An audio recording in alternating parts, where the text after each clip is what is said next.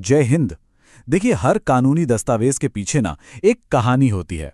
और आज हम एक ऐसी ही कहानी को समझने वाले हैं जो एक परिवार को पूरा करती है। हम ये जानेंगे कि एक हिंदू पुरुष के लिए गोद लेने का जो कानूनी विलेख है, जिसे हम डीड ऑफ एडॉप्शन कहते हैं, वो आखिर तैयार कैसे होता है। और ये भी समझेंगे कि ये सिर्फ एक कागज का टुकड़ा क्यों नहीं है, बल्कि उससे कहीं ज्यादा है। तो हमारे सामने ये सवाल है, हिंदी में हिंदू पुरुष द्वारा किए गए दत्तक ग्रहण का विलेख लिखिए, और इंग्लिश में draft a deed of adoption by a Hindu male person. अब देखिए, ये सिर्फ एक डॉक्यूमेंट बनाने का सवाल नहीं है। ये एक बच्चे की पूरी जिंदगी और दो परिवारों के भविष्य को कानूनी तौर पर एक दूसरे से जोड़ने की प्रक्रिया है। तो चलिए देखते हैं कि ये कैसे किया जाता है। किसी भी कानूनी प्रक्रिया को समझने के लिए सबसे पहले उसके क्यों को समझना बहुत जरूरी होता है। आखिर ये दस्तावेज बनाया ही क्यों जाता है? क्या इसका मकसद सिर्फ एक कानूनी खाना पूर्ति है, या इसके पीछे कोई गहरी सामाजिक और इमोशनल वजह भी है? चलिए इसी सवाल का जवाब ढूंढते हैं। इस विलेख का, इस पूरी डीड का जो दिल है, जो आत्मा है, वो इस एक लाइन में बसती है कि वंश चलता रहे तथा पितरों का पिंडदान होता रहे। मतलब ये सिर्फ कोई लीगल रिक्वायरमेंट नहीं है, बल्कि एक गहरी सांस्कृतिक और भावनात्मक जरूरत को पूरा करने का एक जरिया है। ये डॉक्यूमेंट इस बात को पक्का करता है कि एक पिता की ये इच्छा कानूनी रूप से मजबूत हो और उनके वंश की परंपरा आगे बढ़ सके। अच्छा, हर कहानी में कुछ मुख्य किरदार होते हैं, राइट? तो इस कानूनी कहानी के भी दो मुख्य किरदार हैं। ये वो लोग हैं जिनके साइन, जिनके हस्ताक्षर इस पूरे रिश्ते को कानूनी मान्यता देते हैं। और किसी भी कंफ्यूजन से बचने के लिए कानून कहता है कि इन किरदारों की पहचान बिल्कुल साफ साफ होनी चाहिए। तो इस कहानी के दो मेन साइड्स हैं। पहले हैं दत्तक ग्रहीता पिता, यानी अडॉप्टिंग फादर, जो बच्चे को गोद ले रहे हैं, उसे एक नया भविष्य दे रहे हैं। और दूसरे हैं प्राकृतिक पिता, यानी नेचुरल फादर, जो अपने बच्चे को गोद दे रहे हैं। इस डीड में दोनों का नाम, पता और उम्र बिल्कुल साफ साफ लिखा जाता है। और यह जरूरी इसलिए है ताकि भविष्य में कोई भी इस समझौते की वैलिडिटी पर, इसकी वैधता पर सवाल न उठा सके। चलिए अब आते हैं इस डॉक्यूमेंट के बिल्कुल सेंटर पॉइंट पर, इसके दिल पर। वो एक घोषणा, वो एक लाइन जो इस पूरी प्रक्रिया का केंद्र है। सच कहूं तो यही वो पल है जहां स्याही और शब्दों से एक बच्चे की किस्मत और उसकी पारिवारिक पहचान हमेशा हमेशा के लिए बदल जाती है। ये लाइन सुनने में बहुत सिंपल लग सकती है। उक्त ब ने उक्त ख को उक्त अ को गोद दिया और अ ने ख को गोद में ग्रहण किया। लेकिन कानूनी तौर पर यह सबसे शक्तिशाली लाइन है।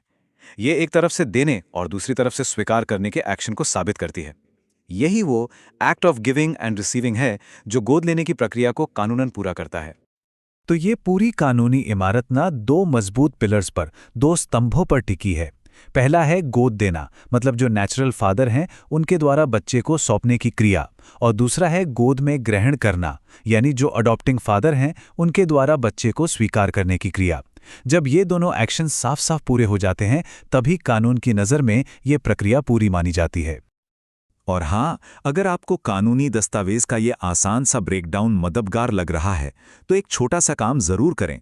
इस प्रस्तुति को लाइक करें और ऐसे ही क्लियर कानूनी विश्लेषणों के लिए चैनल को सब्सक्राइब करना बिल्कुल न भूलें। आपका सपोर्ट हमें और भी बेहतर कंटेंट बनाने के लिए हिम्मत देता है।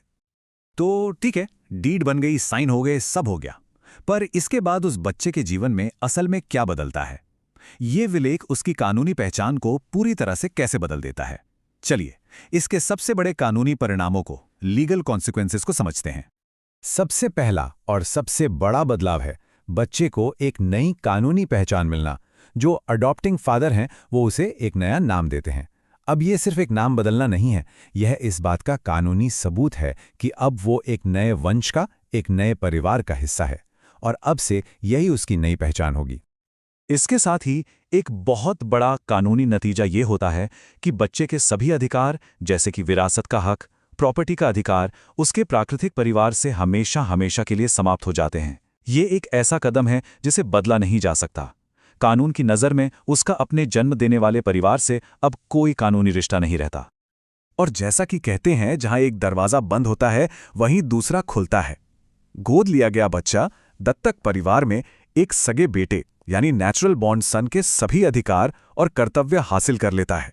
इसका मतलब यह है कि संपत्ति के अधिकार से लेकर पारिवारिक जिम्मेदारियों तक उसे हर चीज में वही दर्जा मिलता है जो एक सगे बेटे को मिलता है। कोई भेदभाव नहीं।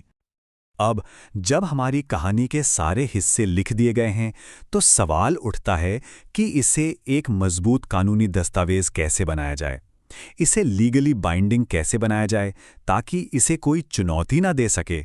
इसके लिए कुछ आखिरी लेकिन बहुत ही महत्वपूर्ण स्टेप्स होते हैं। इस प्रक्रिया को फाइनल टच देने के लिए दत्तक ग्रहीता पिता और प्राकृतिक पिता दोनों इस दस्तावेज पर हस्ताक्षर करते हैं। लेकिन बात यहीं खत्म नहीं होती। उनके साथ साथ कम से कम 2 गवाह, 2 विटनेस भी इस पर साइन करके ये कन्फर्म करते हैं कि ये पूरी प्रक्रिया उनकी मौजूदगी में हुई है। इन सभी हस्ताक्षरों के बाद ही ये दस्तावेज एक मजबूत कानूनी सबूत बन जाता है। तो अगर हम इसे संक्षेप में समझें तो डीड ऑफ एडॉप्शन सिर्फ एक दस्तावेज नहीं है, यह एक कानूनी घोषणा है, एक लीगल डिक्लेरेशन जो गोद लेने की क्रिया को रिकॉर्ड करती है और एक बच्चे की पारिवारिक पहचान को हमेशा के लिए बदल देती है। ये शब्दों और कानून के जरिए एक बच्चे के भविष्य को सुरक्षित करने और एक परिवार को पूरा करने का एक बहुत शक्तिशाली साधन है। जय हिंद।